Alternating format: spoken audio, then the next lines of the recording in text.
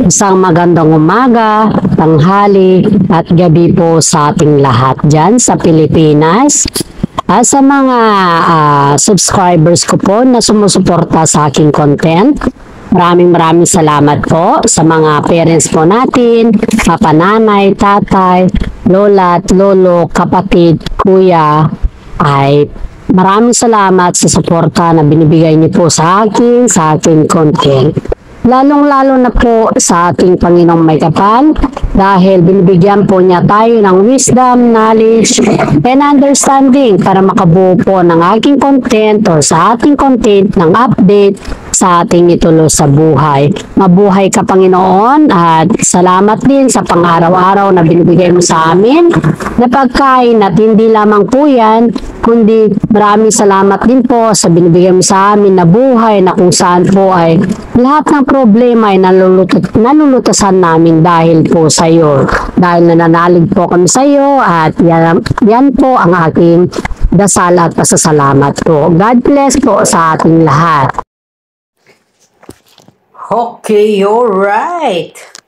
Umpisahan na naman po natin ng Kimpaw Ganap for today, guys.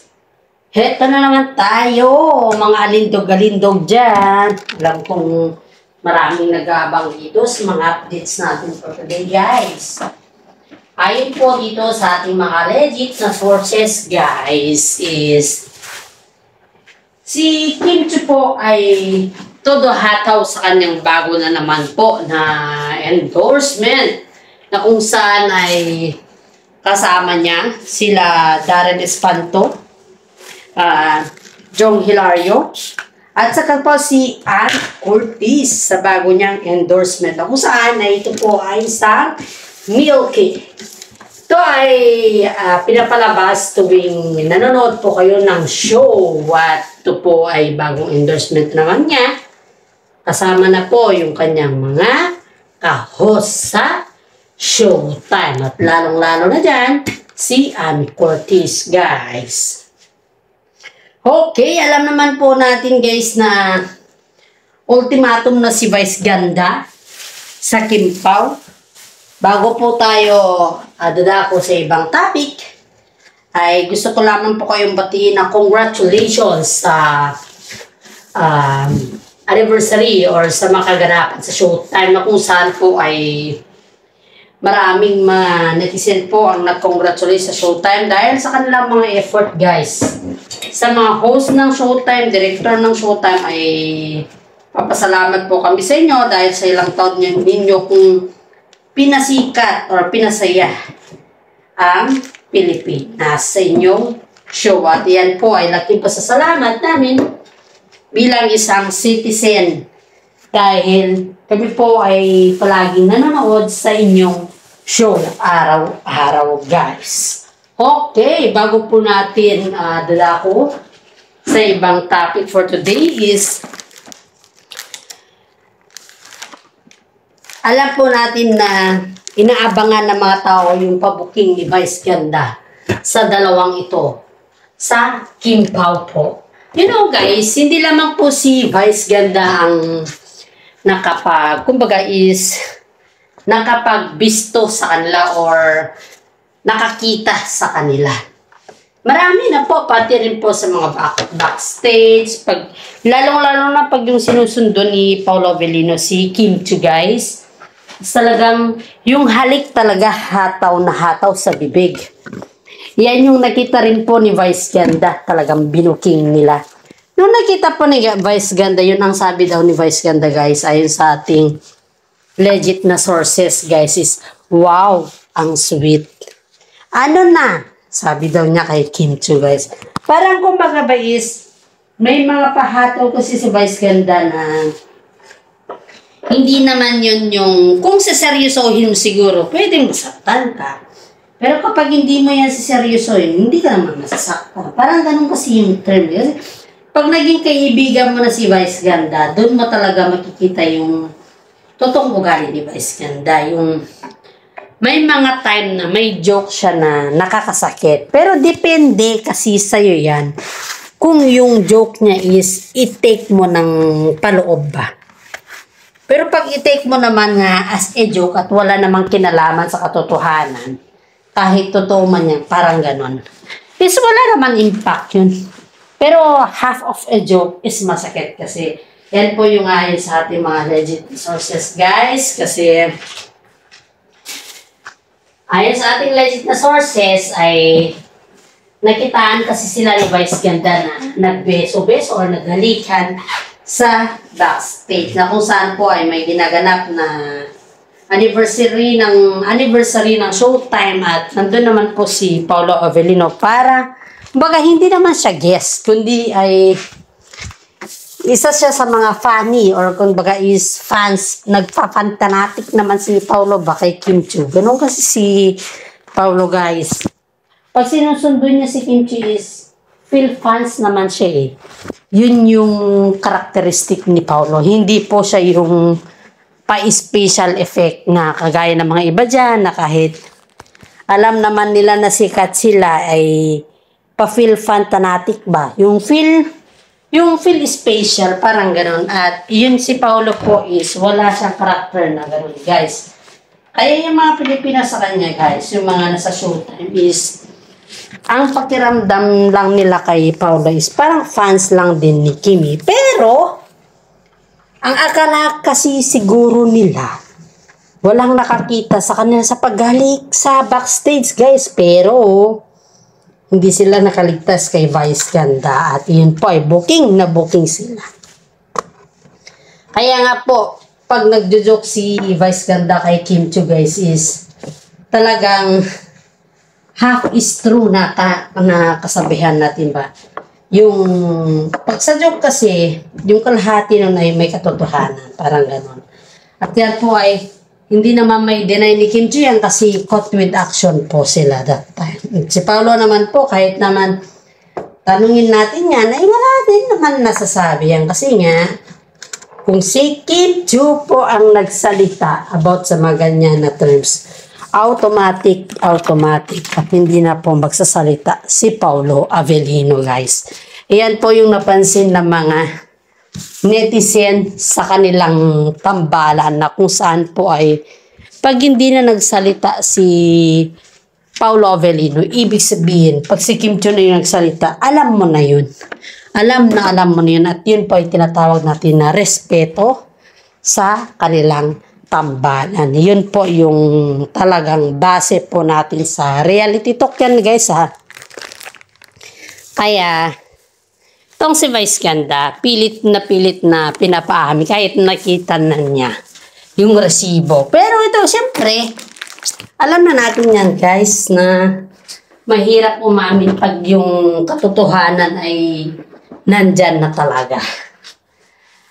Okay, pabuti na lang po hindi nainis yung mga fans ni Kim Chiu kay Vice Ganda kasi talagang sobra daw yung pangbatikos niya. Kumbaga is sobrang pagjo-joke niya na kumbaga is masasaktan ka talaga. Yun talaga yung target. Yun talaga daw yung napansin ng mga netizen kay Vice Ganda, kay Kim Chiu. Dahil talaga mapapaamin ka daw ng diora eh. Yun yung pansin nila. Yun po yan sa ating legit na sources, guys.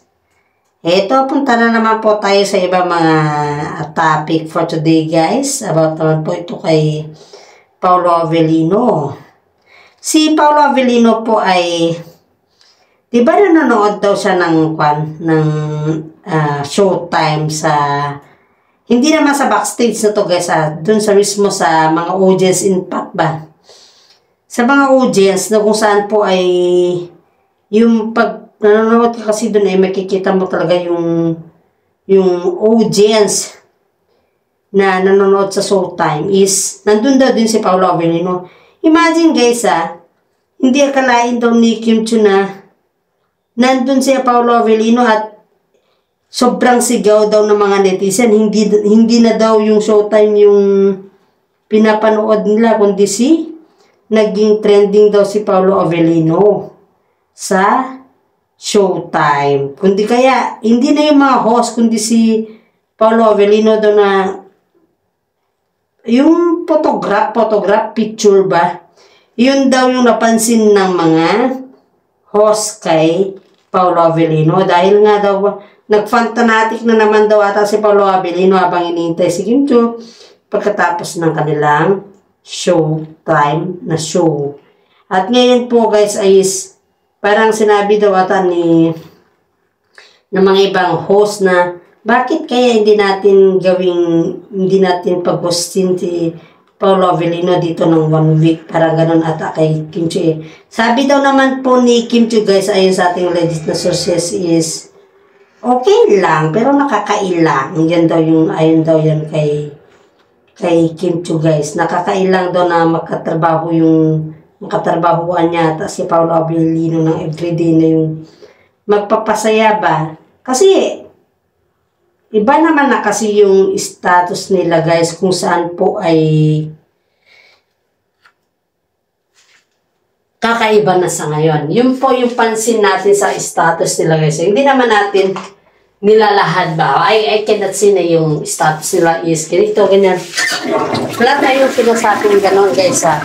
Ang point ko dito guys is yung naiilang siguro si Kimi dahil alam naman po natin na hindi siguro pa sanay si Kimi na makatrabaho si Paolo Avellino about sa hosting. Kaya siguro po yun.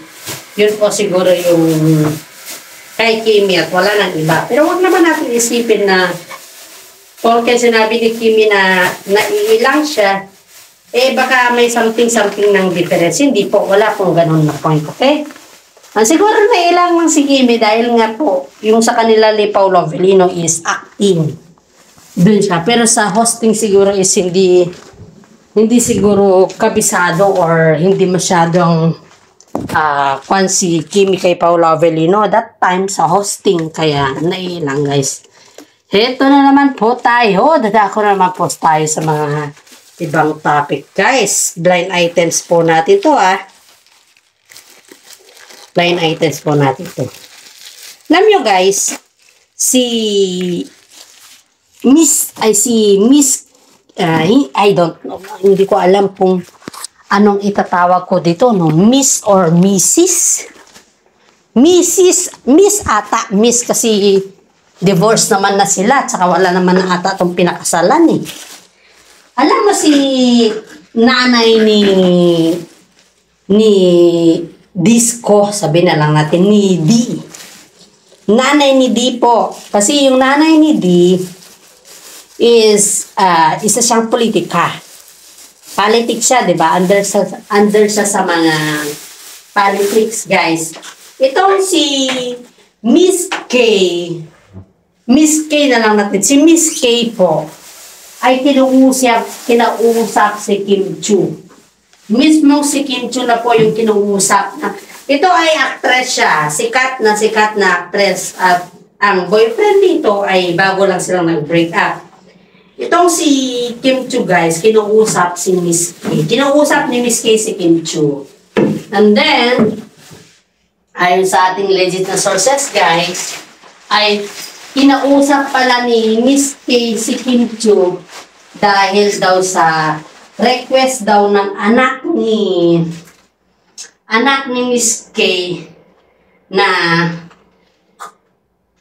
ang request daw ng anak ni Miss K guys is papuntahin ata kumbaga is parang papuntahin ata si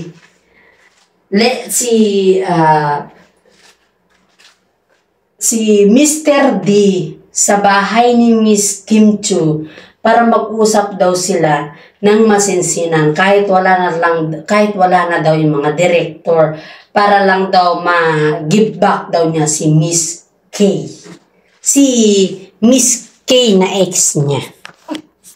Dahil si Mr. D daw sa ngayon is parang nalulong sa bisyo. At itong si Mr. D, parang hindi daw niya na-appreciate yung, parang lang to guys, hindi daw niya na-appreciate yung kabutihan ng kanyang mga friends sa ngayon. Dahil ang bukang bibig daw niya sa ngayon is si ma-beat up or mabalik si Miss K sa kanyang buhay. At natatakot daw si politika, ano na lang natin, si nanay na Miss K, dahil ang kanyang anak na Mr. D ay parang hindi na daw gaya ng dati na kaya niyang kontrolin. Pero ngayon daw guys is hindi na daw niya kayang kontrolin yung kanyang anak na si Mr. D. At kaya ang sabi daw ng friends ni Mr. D sa kanyang nanay na sila Kim Chiu at saka si Paolo Avellino lang daw ang pwedeng makausap or kumbaga is yung ang pwedeng makatulong para makuha daw niya ulit si XK. Si XK kasi ang daming K kasi ito eh. Lahat sila. Puro K kasi guys. Saka si Miss K na kanyang ex. Yan yung ayon sa ating legit na sources guys. Pero si Paolo Avellino naman guys is kung tatanungin natin sa sarili, kung ibabase natin yung ugali ni Paolo Avellino dito sa mga naririnig natin na issues na yun sa ating legit sources. Kung ibabase natin guys is parang hindi pabor si Paolo Avellino sa mga ganyan. Dahil si Paolo Avellino po guys is mas gusto niya na wag mangialam.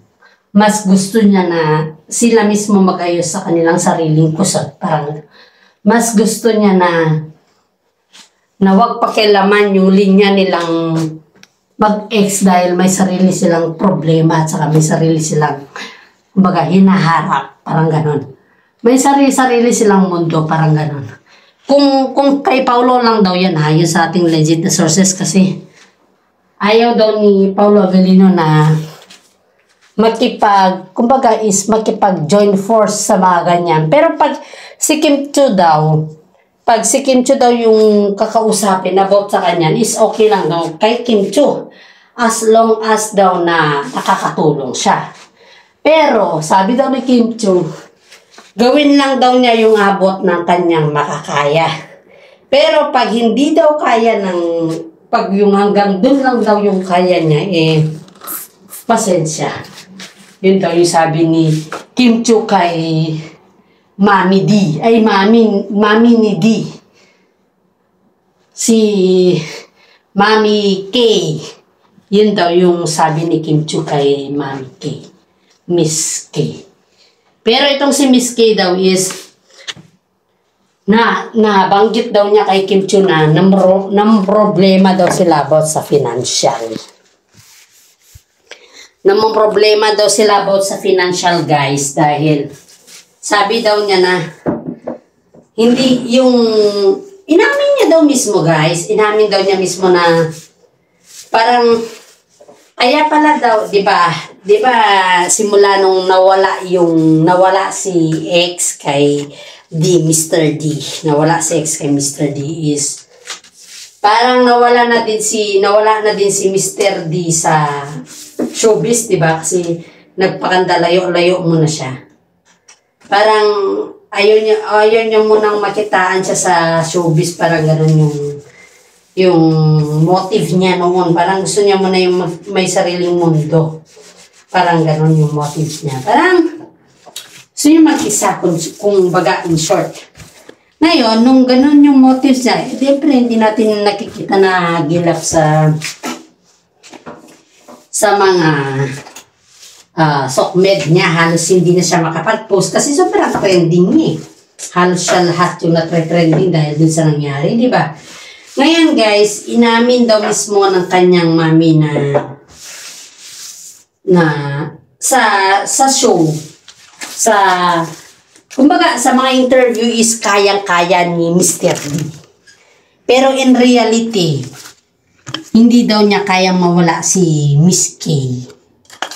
At ang bukang bibig daw niya tuwing nalalasing siya ba, tuwing may mga eksenang ganun, is si Miss K. Parang, kumbaga is sayang na sayang daw siya. Sayangan siya. Pero, hindi daw niya alam kung kailan babalik si Miss K sa kanya. Kung kailan yung tamang panahon na babalik si Miss K sa kanya.